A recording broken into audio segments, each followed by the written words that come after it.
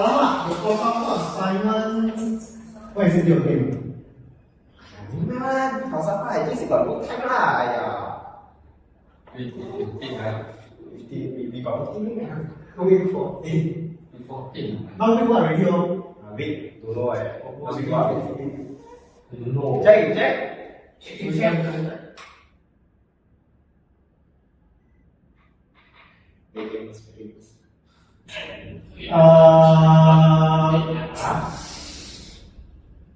One day left for you.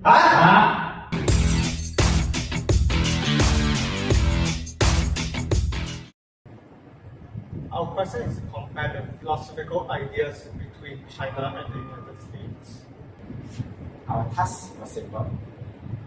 Compare between China and the United States regarding on how they foster nationalism and patriotism. The more we research, the more we realize this wasn't really about flags. It wasn't only about national anthem. It wasn't even about politics. It was about one much bigger question. How does a nation make millions of people feel that they belong?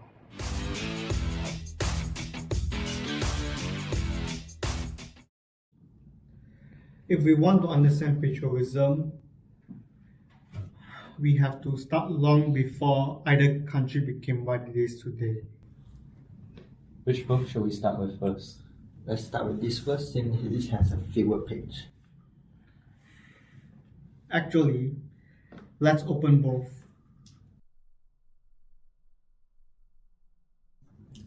Long before modern China exists, Confucianism shaped how people understand society, family, community, harmony, and respect. In Confucian thought, people are connected. A strong society begins with strong relationships.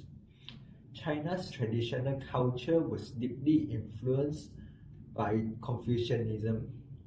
Confucianism teaches that a stable society begins with moral relationships and social harmony.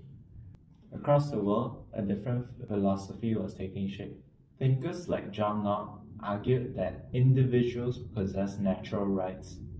So instead of asking, what do I owe society? He believed that governments owe the governed right to protection, and that what rights do every individual have, and how do we protect their individual freedom?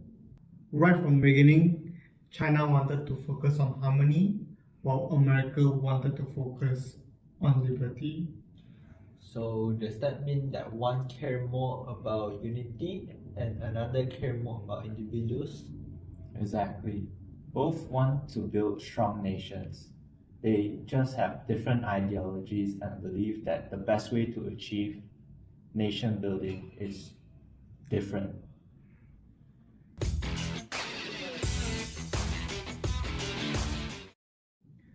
So far, we have learned that China and the United States started with very different philosophical foundations.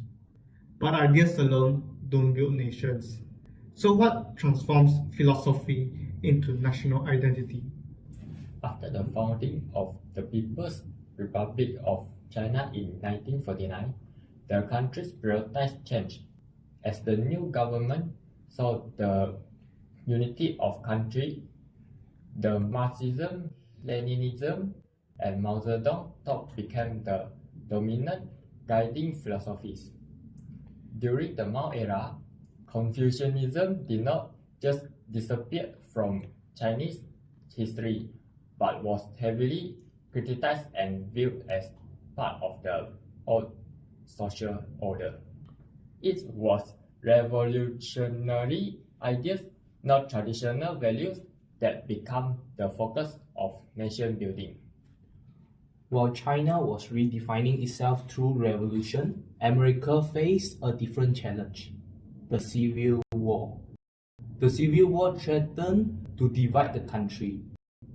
President Abraham Lincoln argued that preserving the Union was essential to protecting the nation's founding ideals.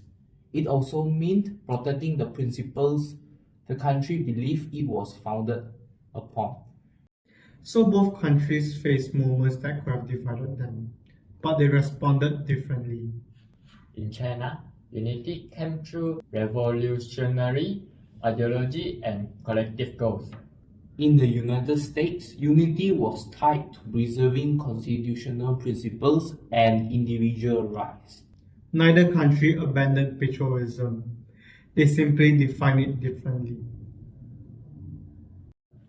If governments believe in different philosophies, how do they teach millions of people to believe in them too? I think the answer starts in a place we have all been.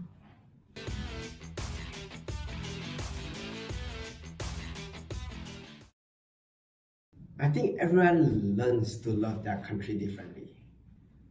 But can governments influence that process? So let's compare.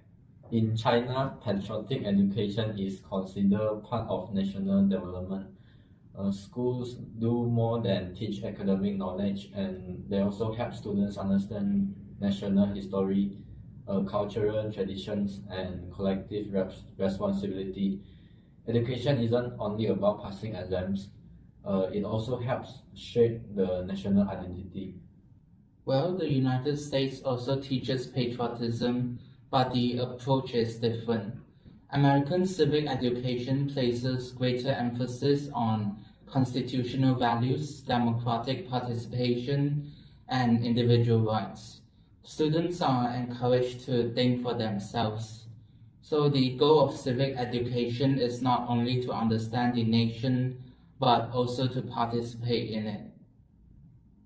So both countries educate future citizens, but they emphasize different values. China emphasizes the collective responsibility. While the United States emphasizes individual responsibility.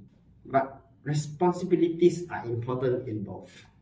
The difference isn't whether responsibility matters. It's how responsibility is understood. Whether through collective participation or individual initiative. Both countries seek the same outcome. They hope citizens will contribute to the nation.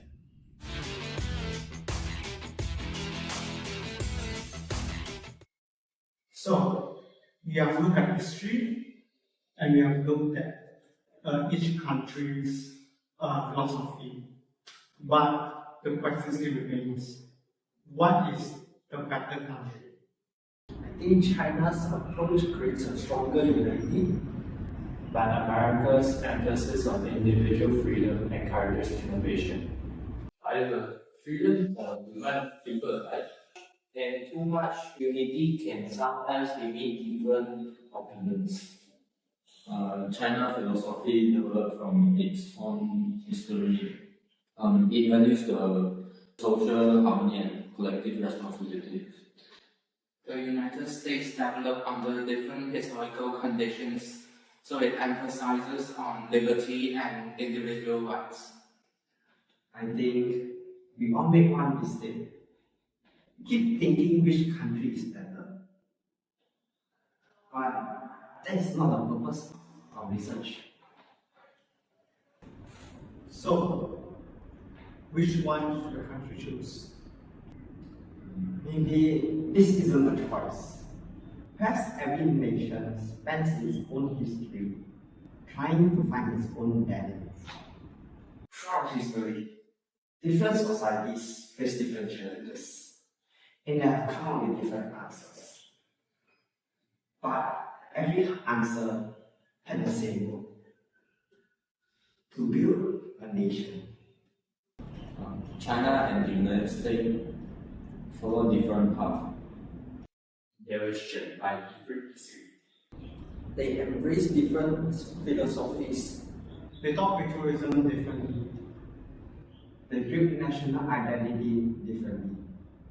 They both want their citizens to feel a sense of belonging. China and the United States had different philosophies. Both of them had different journeys.